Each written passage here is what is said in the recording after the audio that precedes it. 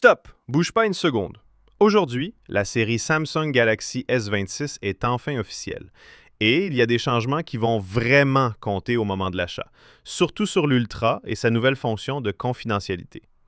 Reste jusqu'à la fin, parce que je vais te dire la vraie différence entre le S26, le S26 Plus et le S26 Ultra, lequel est fait pour ton usage. Et à la fin, je te donne ma recommandation claire. Salut à tous et bienvenue sur la chaîne VS en français.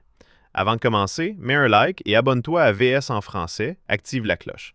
Ça soutient la communauté tech française et on vise les 10 000 abonnés. Ton soutien, c'est ce qui fait la différence. Et on rentre direct dans le sujet. Reste avec moi jusqu'au bout parce qu'il y a beaucoup de détails où les gens se perdent au moment d'acheter. Design, look et couleur. Première chose, cette année, Samsung veut une forme plus unifiée entre les trois appareils. Tu sens vraiment que toute la famille vient de la même école. Le design des caméras reste sur l'idée des trois anneaux, mais la nouveauté, c'est que les anneaux sont maintenant intégrés dans une petite île légère autour. C'est propre, premium, et ça donne l'impression que le téléphone est une seule pièce et pas des morceaux séparés. Les angles sont plus arrondis, surtout sur l'Ultra. La prise en main est plus confortable et moins coupante qu'avant.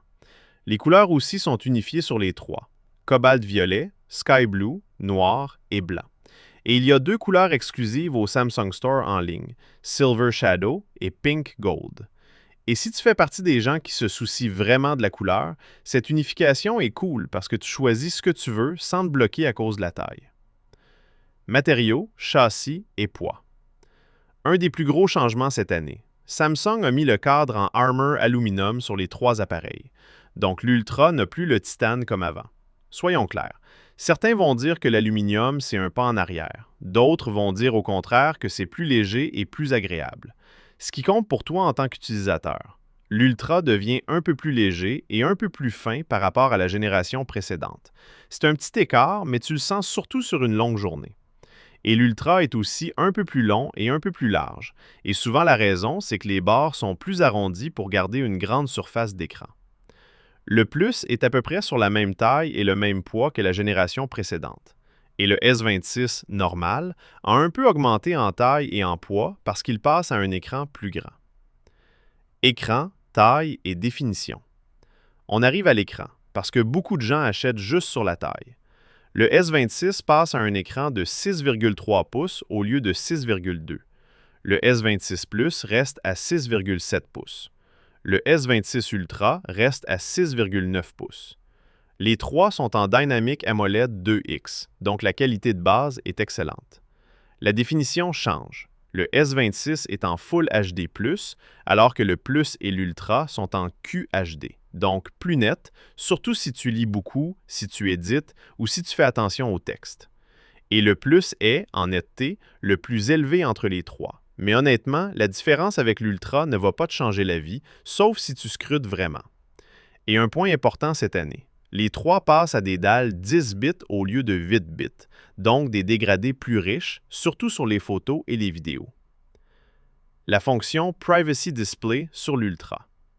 Là, on arrive au truc qui rend l'Ultra vraiment différent. Le Galaxy S26 Ultra a une fonction qui s'appelle Privacy Display. L'idée n'est pas juste un film de confidentialité qui assombrit l'écran sur les côtés et c'est tout. Ici, la confidentialité est plus intelligente et elle fonctionne en mode paysage et en mode portrait. Et le plus fort, tu peux contrôler la confidentialité au niveau du pixel. Donc, tu peux rendre invisible pour les gens autour certaines choses précises, comme les notifications, les champs de mots de passe ou des éléments que tu choisis toi-même. Franchement, c'est incroyable pour ceux qui utilisent leur téléphone en café, au travail, dans le métro ou partout où tu as des gens proches. La seule remarque, quand tu actives la confidentialité sur tout l'écran, la luminosité peut baisser un peu parce que ça réduit réellement une partie de la lumière. Mais pour beaucoup, ça vaut le coup pour la confidentialité. Et l'Ultra garde aussi la protection Gorilla Armor 2 qui réduit les reflets et améliore la lisibilité au soleil. Le stylet S Pen, le Ultra, a toujours le S Pen. Et il y a un petit ajustement sur la pointe pour s'adapter au nouvel angle arrondi. Mais ne t'emballe pas si tu dépendais du Bluetooth du stylet. Il n'y a toujours pas de Bluetooth dans le S Pen, comme c'était déjà le cas sur la génération précédente. Donc, si tu utilisais le stylet comme télécommande pour la caméra ou pour des présentations, garde ce point en tête. Caméra selfie et amélioration. Pour le selfie, les trois ont la même caméra, 12 mégapixels avec une ouverture f2,2. Mais il y a des améliorations de traitement via IA, donc le matériel est le même, mais les résultats sont censés être meilleurs, surtout sur la détection des sujets et du visage. Et honnêtement, c'est exactement la tendance actuelle. Hardware stable, software qui fait monter la qualité. Caméra arrière, S26 et S26 Plus. Le Galaxy S26 et le Galaxy S26 Plus ont le même matériel photo à l'arrière. Tu as un ultra grand angle 12 mégapixels, un capteur principal 50 mégapixels et un téléobjectif 10 mégapixels avec zoom optique x3. Donc en résumé, si tu veux une super expérience photo sans payer le prix de l'Ultra, le S26 et le S26 Plus te donnent déjà un niveau très solide. Caméra de l'Ultra, grosse évolution. Mais sur l'Ultra, là Samsung a vraiment joué sa carte. L'ultra grand angle passe à 50 mégapixels dans la même logique, et le téléobjectif x3 en 10 mégapixels est toujours là. Mais le gros changement est sur la caméra principale et sur la caméra x5. La caméra principale 200 mégapixels passe à une ouverture plus large, f1,4 au lieu de f1,7. Ça veut dire plus de lumière qui entre, de meilleures photos de nuit et des détails plus forts. Et la caméra x5 en 50 mégapixels passe à une ouverture f2,9 au lieu de f3,4. Donc les photos en zoom, surtout en faible lumière, deviennent plus claires et plus nettes.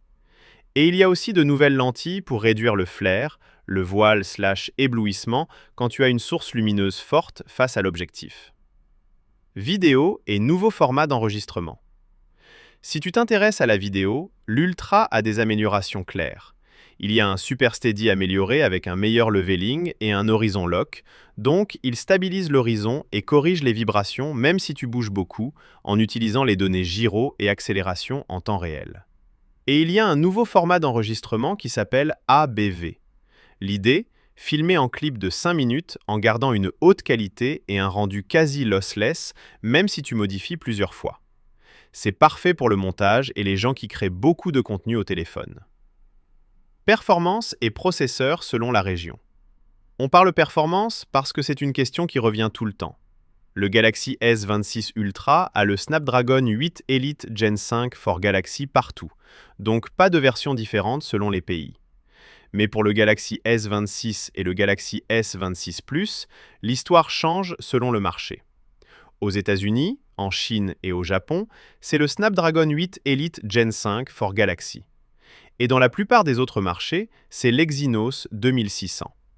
Et ce qui est intriguant, c'est que la vraie expérience terrain va trancher, surtout sur la chauffe, la stabilité et la batterie. Mais dans tous les cas, les trois sont puissants, donc pour l'usage quotidien, tu n'as pas à stresser pour les performances.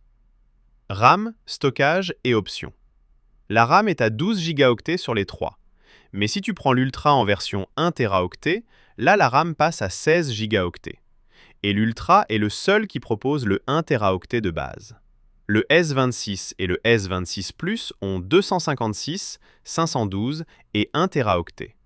Et la bonne nouvelle, Samsung a retiré l'option 128 Go sur le S26, donc tu n'as plus une version trop juste dès le premier jour, et ça c'est un très bon move.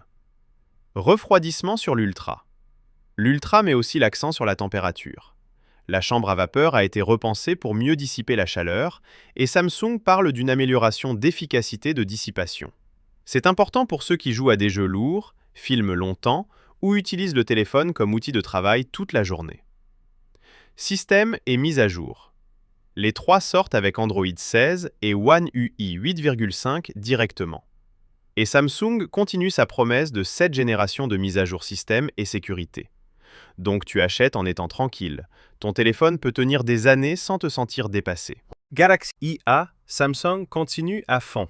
Il y a Photo Assist qui te laisse ajouter des commandes et écrire un prompt pour éditer l'image comme tu veux. Donc pas seulement supprimer, mais ajouter, changer, fusionner de manière réaliste. Il y a aussi une fonction pour mélanger des photos naturellement et une fonction de restyle d'image, par exemple les transformer en style fisheye. Et il y a Creative Studio qui te donne des modèles prêts pour stickers, cartes et fonds d'écran. Audio Eraser s'est amélioré et fonctionne désormais dans les applications. Donc, si tu lis une vidéo avec musique gênante ou bruit fort, tu peux réduire le bruit et faire ressortir la voix, Il y a une option nommée Nudge Now. qui comprend le contexte à l'écran et propose des suggestions. Par exemple, si quelqu'un te parle d'un rendez-vous, ça peut t'aider à vérifier ton agenda. Circle to Search devient plus intelligent et tu peux poser une question après avoir sélectionné un élément. Et il y a aussi Call Screening. L'IA répond aux numéros inconnus et te donne un résumé de qui appelle et pourquoi avant que tu décroches. Et le point qui excite beaucoup de monde, Samsung parle d'une amélioration de l'expérience des assistants pour éviter l'impression de dispersion, avec une intégration plus poussée et Gemini toujours présent. Batterie, les chiffres.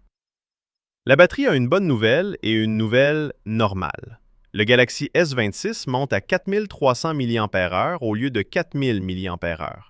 Le Plus et l'Ultra restent comme l'année dernière. S26 Plus à 4900 mAh, Ultra à 5000 mAh. Certains espéraient une plus grosse hausse, comme certains concurrents, mais l'amélioration peut venir de l'efficacité des nouvelles puces. Charge filaire et sans fil. La charge ne change pas beaucoup sur le S26. 25 watts en filaire qui donne environ 55% en 30 minutes et 15 watts en sans fil. Le S26 Plus charge à 45 watts en filaire et atteint environ 69% en 30 minutes et 20 watts en sans fil.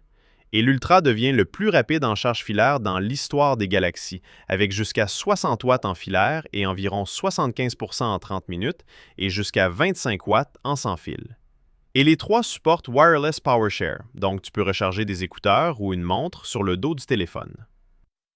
QI 2,2 et les aimants. Tous les appareils supportent QI 2,2, mais tu dois utiliser une coque avec aimant, parce que les aimants ne sont pas intégrés dans les téléphones eux-mêmes. Donc, si tu veux une expérience proche de MagSafe, pense à la coque adaptée. Lequel acheter selon ton usage? Si tu veux un flagship compact, pratique, facile à mettre dans la poche, avec un prix plus bas et des options de stockage correctes dès le départ, prends le Galaxy S26. Tu auras une très bonne photo, un bel écran, une meilleure batterie qu'avant, et tu seras tranquille parce qu'il n'y a plus la version 128 Go. Si tu veux un écran plus grand pour Snapchat, YouTube, la lecture, avec une définition plus élevée et une charge plus rapide que le S26, prends le Galaxy S26 Plus. C'est le choix équilibre pour ceux qui veulent grand sans payer le prix de l'Ultra. Et si tu veux le meilleur sans discussion, S Pen, la fonction Privacy Display qui change vraiment la vie au quotidien, des améliorations photo claires via les ouvertures et la lumière, et une charge plus rapide jusqu'à 60 watts. Alors l'option la plus solide, c'est le Galaxy S26 Ultra. Et voilà, c'était tous les détails sur la série Samsung Galaxy S26. Dis-moi en commentaire lequel tu comptes prendre. Et n'oublie pas, like plus abonnement à VS en français, ça soutient la communauté tech française et on vise les 10 000 abonnés.